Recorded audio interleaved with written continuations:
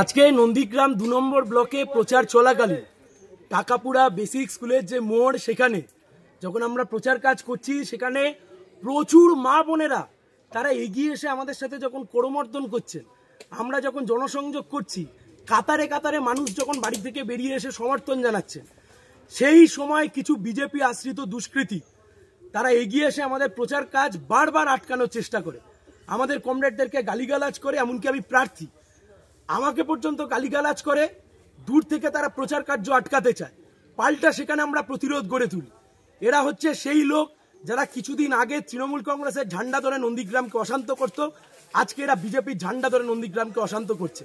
নির্বাচন কমিশনের দৃষ্টি আকর্ষণ করব যে নির্বাচন কমিশন এই মুহূর্তে গোটাটাকে হ্যান্ডেল করছেন, কিভাবে এই সমস্ত মোস্তানরা এখানে এই সমস্ত গুন্ডামি করার চেষ্টা করছে। পাল্টা প্রতিরোধ আমরাও করেছি। খবরদারের জন্য কেউ ভাববেন না কেউ চোখ দেখাবেন আর চোখ দেখানো দেখে আমরা ময়দান ছেড়ে চলে যাব।